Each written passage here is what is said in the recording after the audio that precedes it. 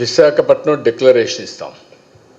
ఆ డిక్లరేషన్ ఏ విధంగా తీసుకుపోతూ proof of concept కూడా ప్రొడ్యూస్ చేసి భవిష్యత్తులో దీనివల్ల లాభాలు ఏంటి, యంగ్స్టర్స్ ఉన్నారు, నేను అదే చెప్పాను ఈరోజు, ఫోకస్ కానీ కాన్సన్ట్రేషన్ కానీ ఇలాంటివి various qualities they can improve.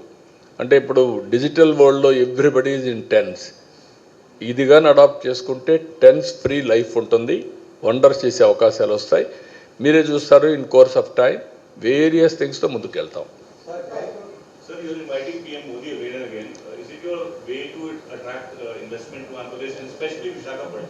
No, not only that, is the Prime Minister of India, we are in NDA, we promised very clearly double engine Sarkar, there will be a lot of benefits.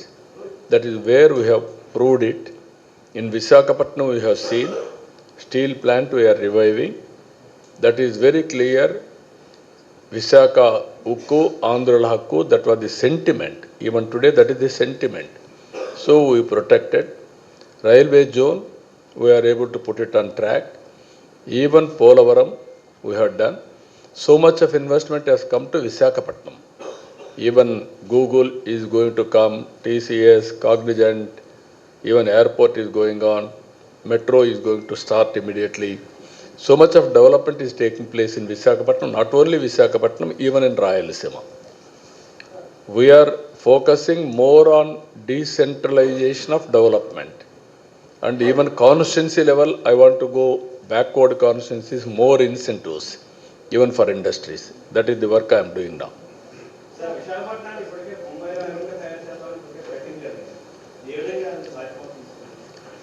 నేనేమంటానంటే విశాఖపట్నానికి చాలా భవిష్యత్తు ఉంటుంది. రేపు ఎల్లుండి మీకు మళ్ళీ ఒక విజన్ డాక్యుమెంట్ కూడా తయారు చేశాం.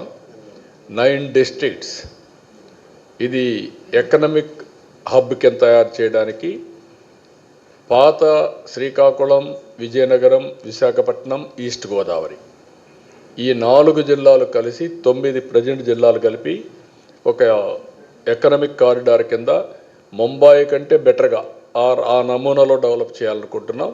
నీతి ఆయోగ్ రిపోర్ట్ ఇచ్చారు, ఆ రిపోర్ట్ తొందరలోనే ఇక్కడ రిలీజ్ చేస్తాను. యాక్షన్ ప్లాన్ తయారు చేస్తున్నాం, దానికి ఒక ఆర్గనైజేషన్ కూడా సెటప్ చేస్తాం. అదే మాదిరిగా తిరుపతి కేంద్రంగా పెట్టుకొని రాయలసీమకు కూడా ఒక ఎకనామిక్ కారిడార్ తయారు చేస్తాం. అది కూడా ఏ విధంగా డెవలప్ చేయాలి దానికి ప్రణాళికలు తయారు చేస్తాం.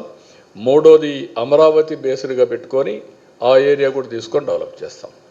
ఎక్కడికక్కడ ఈరోజు మీరు చూస్తే 1 ఇయర్లో 25 క్యాబినెట్ మీటింగ్స్ పెట్టాం, 25 SIBB మీటింగ్లు పెట్టాం, దగ్గర 10 లక్షల కోట్ల రూపాయలు పెట్టుబడులు అట్రాక్ట్ చేశాం, MOUలు చేశాం, 5 లక్షల ఉద్యోగాలు, 5 లక్షల కోట్ల రూపాయలు గ్రౌండ్ చేశాం.